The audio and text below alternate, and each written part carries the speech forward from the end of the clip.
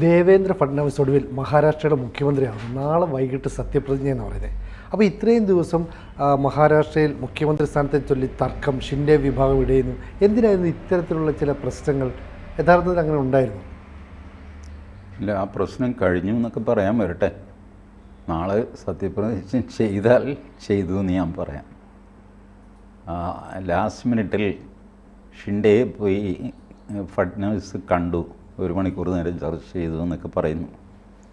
അതുകൊണ്ട് നാളത്തെ സത്യപ്രതിജ്ഞ ഉറപ്പാണ്. പ്രധാനമന്ത്രി പങ്കെടുക്കും.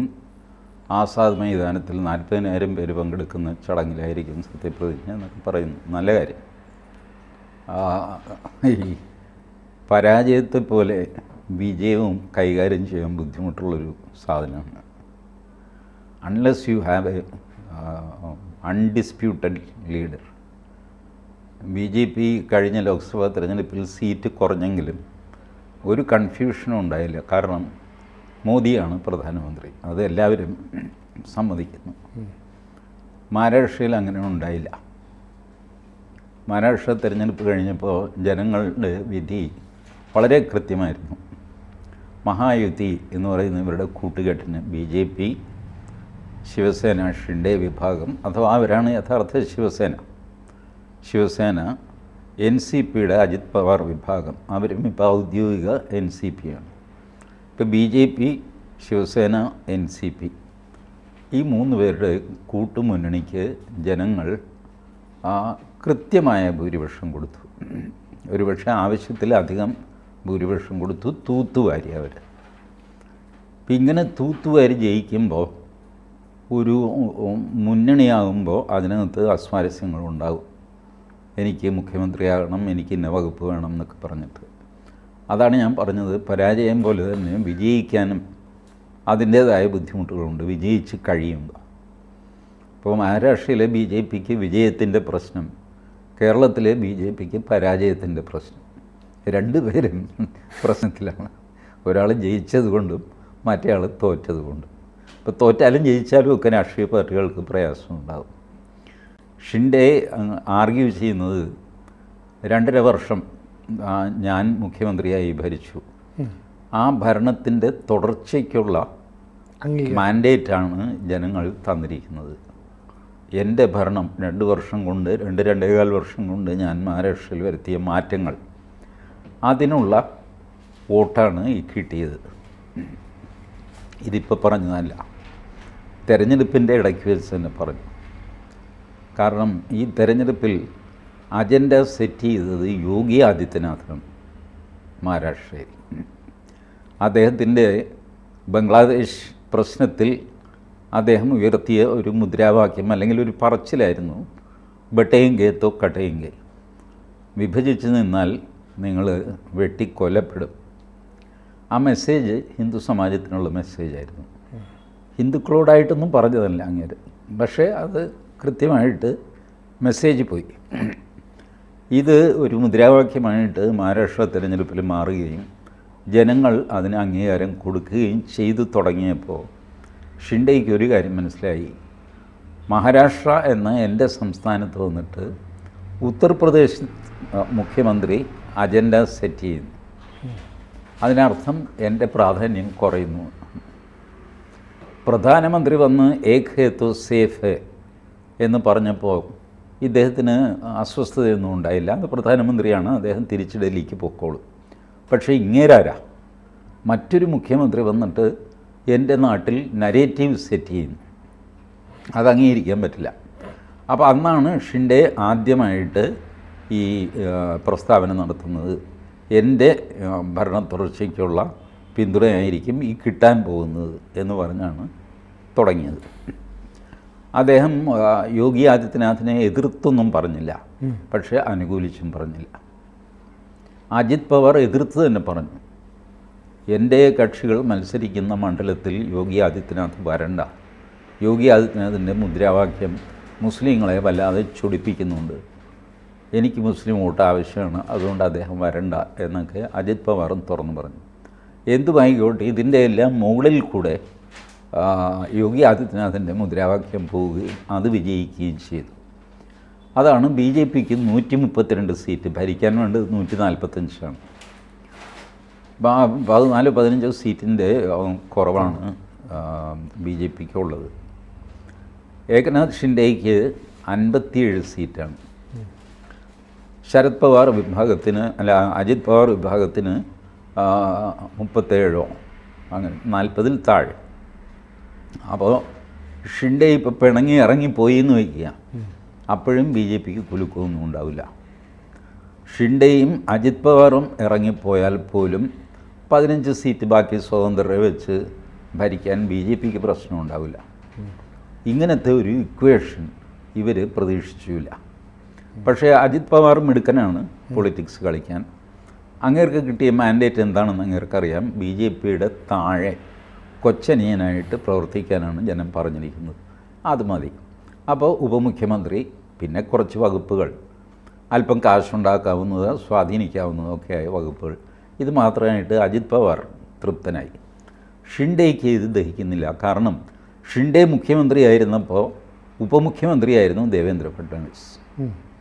ആ ദേവേന്ദ്ര ഫഡ്നാവിസിൻ്റെ കീഴിൽ ഞാൻ ഉപമുഖ്യമന്ത്രിയാകുന്നത് എങ്ങനെ? ഈ റോൾ റിവേഴ്സൽ ശരിയല്ലല്ലോ. അപ്പോൾ അതിന് ഷിൻഡെ കണ്ടെത്തിയ ഒരു ഉപായം, ഈ 2 ഉപമുഖ്യമന്ത്രിമാർ, ഷിൻഡെയും ശരത് പവാറും, ദേവേന്ദ്ര ഫഡ്നാവിസ് മുഖ്യമന്ത്രി, ഈ ഫോർമുലയാണ് അജിത് പവാർ. അപ്പോൾ അജിത് പവാറും ഷിൻഡെയും ഉപമുഖ്യമന്ത്രി, ദേവേന്ദ്ര ഫഡ്നാവിസ് മുഖ്യമന്ത്രി. ഈ ഫോർമുലയാണ് ബി ജെ പിയും അജിത് പവാറും മുന്നോട്ട് വെച്ചത്. ഷിൻഡെ പറഞ്ഞു, ഇതിനകത്ത് ദേവേന്ദ്ര ഫഡ്നാവിസ് ഫിറ്റാകുന്നില്ല, എനിക്ക് ഉപമുഖ്യമന്ത്രിയാവാൻ കുഴപ്പമില്ല, പക്ഷേ ഫഡ്നാവിസ് മുഖ്യമന്ത്രിയാവരുത്.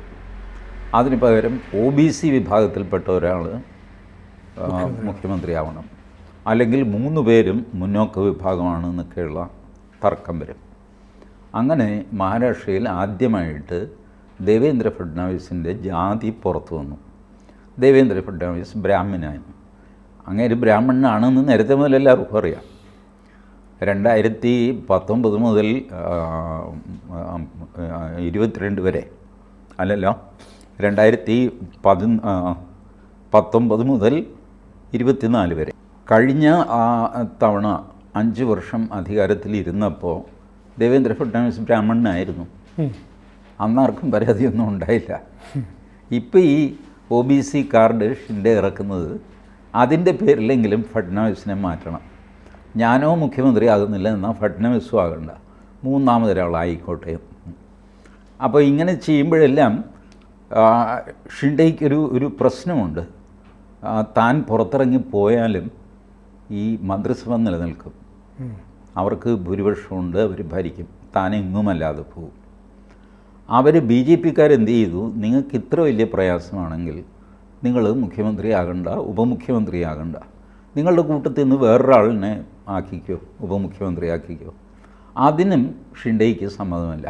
കാരണം അങ്ങനെ ചെയ്താൽ ശിവസേനയിൽ ഷിൻഡെയുടെ ആധിപത്യത്തിന് കോട്ടം തട്ടും, വേറൊരു നേതാവ് ഉയർന്നു വരും. ഇതൊക്കെ നാളെ പ്രശ്നമാകും. അങ്ങനെ ആകെക്കൂടെ എന്ത് ചെയ്യണമെന്നറിയാതെ ഒരു റിബലായിട്ട് ഷിൻഡെ നിൽക്കുന്നു. ഈ ഷിൻഡെയെ എന്ത് ചെയ്യണമെന്ന് ബി ജെ പിക്കും ഒരു കാര്യമുണ്ട്, അവരവരുടെ കൂടെയുള്ളവരെ അങ്ങനെ അങ്ങ് ഉപേക്ഷിക്കാറില്ല. കൂടെയുള്ളവർ അവരെ ഉപേക്ഷിച്ച് പോകുകയല്ലാതെ അവർ കൂടെയുള്ളവരെ ഉപേക്ഷിച്ച ചരിത്രമില്ല. ശിരോമണി അകാലിദളാണ് ദീർഘകാലം അവരുടെ കൂടെ നിന്നിട്ട് അവസാനം കാർഷിക ബില്ലിൻ്റെ പ്രശ്നം വന്നപ്പോൾ Shiromani Akali Dal ഇറങ്ങിപ്പോയതല്ലാതെ B J P അവരെ പുറത്താക്കിയിട്ടില്ല. അതുപോലെ ഭൂരിപക്ഷമുണ്ട് എന്ന് വിചാരിച്ചിട്ട് 2 തവണയും നരേന്ദ്രമോദി കൂടെ ഉണ്ടായിരുന്ന ആരെയും ഉപേക്ഷിച്ചിട്ടില്ല. പാസ്വാൻ്റെ കക്ഷി 2 MP-മാരേ ഉള്ളൂ, എന്നിട്ടും അവർക്കൊരു മന്ത്രിസ്ഥാനം കൊടുത്തു. ഇതാണ് ബി ജെ പിയുടെ സ്വഭാവം. കൂടെയുള്ളവർ നമുക്ക് ഭൂരിപക്ഷം കിട്ടി, ഇനി വേണ്ട എന്ന് പറയുന്ന സ്വഭാവം ബി ജെ പിക്കില്ല. അതുകൊണ്ട് ഷിൻഡെയെ കളയാൻ അവർ ഉദ്ദേശിക്കുന്നില്ല. അല്ല, ഇതേ സ്വഭാവം തന്നെയല്ലേ ഫഡ്നാവിസ് മുഖ്യമന്ത്രിയായിട്ട് പിന്നീട് ഉപമുഖ്യമന്ത്രി ആയില്ലേ? അപ്പോൾ പിന്നെ ഷിൻഡെയും അങ്ങനെ ഒന്ന് ചിന്തിച്ചാൽ പോരെ? അതിനുള്ള വിനയം ഷിൻഡെയ്ക്ക് ഇല്ല എന്നുള്ളതാണ് യാഥാർത്ഥ്യം. ഇപ്പോൾ ഫഡ്നാവിസ് അന്ന് ഒരു പേഴ്സണൽ പ്രസ്റ്റീജ് കളഞ്ഞിട്ടാണ് ഷിൻഡെയുടെ കീഴിൽ ഉപമുഖ്യമന്ത്രിയായിട്ടിരുന്നത്. അന്നും ഫഡ്നാവിസിനാണ്, ബി ജെ പിക്കാണ് സീറ്റ് കൂടുതൽ, 105 സീറ്റുണ്ട്. വലിയ കക്ഷിയായിരുന്നു. ഷിൻഡെ ഉദ്ധവ് താക്കറെയുമായിട്ട് വഴക്കിട്ട് പുറത്തിറങ്ങുമ്പോഴും ഷിൻഡെ ചെറിയ കക്ഷിയാണ്, 42 മറ്റോ ഉള്ളൂ അവരുടെ MLA-മാർ. 105 ബി ജെ പിക്കാണ്. അതെ. എന്നിട്ടും ഈ 40+ ഉള്ള ആളിനെ മുഖ്യമന്ത്രിയാക്കാൻ ഫഡ്നവിസ് സമ്മതിക്കുകയും അയാളുടെ കീഴിൽ ഉപമുഖ്യമന്ത്രിയായിട്ട് ഇരിക്കുകയും ചെയ്തു 2-2.5 വർഷം. അതിനുള്ളൊരു വിശാല ഹൃദയത്വം ഫഡ്നവിസിനുണ്ട്. ഷിൻഡേക്ക് അതില്ല. ഷിൻഡേയുടെ പ്രയാസം എന്താണെന്ന് വെച്ച് കഴിഞ്ഞാൽ ഇതിനിടയ്ക്ക് ഈ ജയിച്ച് കഴിഞ്ഞ് പല യോഗങ്ങൾ നടന്നപ്പോൾ അമിത്ഷാ പറഞ്ഞു 2029 ബി ജെ പി ഒറ്റയ്ക്ക് അധികാരത്തിൽ വരണം എന്ന് പറഞ്ഞു. അതിൻ്റെ അർത്ഥം എന്താ? 2029 ആകുമ്പോൾ ശിവസേനയെ ബി ജെ പി വിഴുങ്ങും, പൂർണ്ണമായിട്ടും ബി ജെ പിയുടെ കയ്യിലാവും എന്ന് ഷിൻഡെ ഭയക്കുന്നു. ഇപ്പോൾ ഇതെല്ലാമാണ് മഹാരാഷ്ട്രയിലെ അടിസ്ഥാന പ്രശ്നം.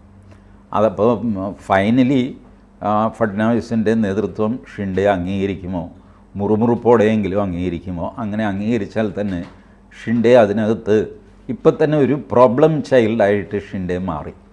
അതെ. ഫഡ്നവിസും അജിത് പവാറും തമ്മിൽ നല്ലൊരു ഡൈനമിക്സും ഉണ്ട് നേരത്തെ മുതൽ. അവരേകദേശം പല കാര്യങ്ങളിൽ ഏകമനസ്സുള്ളവരാണ് ഭരണകാര്യത്തിൽ. ഷിൻഡെ അങ്ങനെയല്ല. അപ്പോൾ 2 ഉപമുഖ്യമന്ത്രിമാരും ഒരു മുഖ്യമന്ത്രിയും ഉള്ളപ്പോൾ ഒരു ഉപമുഖ്യമന്ത്രിയും മിടുക്കനും മറ്റേ ആൾ വഴക്കാളിയുമായിട്ടുള്ള ഒരു ഇക്വേഷനായിരിക്കും. അത് ഷിൻഡേക്ക് എത്ര കാലം മുന്നോട്ട് കൊണ്ടുപോകാൻ പറ്റും എന്നൊക്കെ ഉള്ളതനുസരിച്ചിരിക്കും. ഞാനിപ്പോഴും വിചാരിക്കുന്നത് മിക്കവാറും ലാസ്റ്റ് മിനിറ്റിൽ നാളത്തെ സത്യപ്രതിജ്ഞ മാറ്റിവെക്കും എന്നുള്ളതാണ്. അതെന്ത് സംഭവിക്കുന്നുള്ള നമുക്ക് കാത്തിരിക്കാം. എന്തായാലും ഇപ്പോൾ ഔദ്യോഗികമായി തന്നെ ബി ജെ പി നേതൃത്വം പറഞ്ഞിട്ടുണ്ട് ഷിൻഡെ മുഖ്യമന്ത്രിയായിട്ട്, ഷിൻഡെ അല്ല, ഫഡ്നാവിസ് മുഖ്യമന്ത്രിയായിട്ട് സ്ഥാനം ഏറ്റെടുക്കുന്നത്. അപ്പം വേദിയെല്ലാം നിശ്ചയിച്ച സ്ഥിതിക്ക് ഇനി ഒരു മാറ്റം ഉണ്ടാകില്ല എന്ന് നമുക്ക് കരുതിക്കൂടെ തൽക്കാലത്തേക്കെങ്കിലും? അല്ല, അങ്ങനെ കരുതാമായിരുന്നു. പക്ഷേ അത്ര നിസ്സാരക്കാരനല്ല ഈ ഏകനാഥ് ഷിൻഡെ. അയാൾ വേറെ ഏതെങ്കിലും നമ്പറുമായിട്ട് വന്നാൽ ലാസ്റ്റ് മിനിറ്റിൽ വീണ്ടും അയാൾക്കൊന്ന് അട്ടിമറിക്കില്ല. പക്ഷേ ഈ ഡേറ്റ് ഒന്ന് മാറ്റി വയ്ക്കുക, അതൊക്കെ ഒരു പ്രസ്റ്റീജാണ്. എൻ്റെ കഴിവ് കണ്ടോ, നിശ്ചയിച്ച കാര്യം ഞാൻ മാറ്റി, ഇങ്ങനെയൊക്കെ വരാനായിട്ട് അയാൾ ചെയ്തു എന്ന് വരാം. ഇടയ്ക്ക് മകനെ ഉപമുഖ്യമന്ത്രി സ്ഥാനത്തേക്ക് കൊണ്ടുവരുന്നുള്ള ചെറിയ നിർദ്ദേശവും വെച്ചിരുന്നു. അതൊന്നും അയാൾ സമ്മതിക്കില്ല. അയാൾക്കറിയാം അതൊന്നും ക്ലിക്കാവാൻ പോകുന്ന ഫോർമുല അല്ല. കൂടുതൽ വാർത്തകളും വിശേഷങ്ങളും നിങ്ങളിലേക്ക് എത്താൻ ABC മലയാളം സബ്സ്ക്രൈബ് ചെയ്യുക, ബെൽബട്ടനും അമർത്തുക.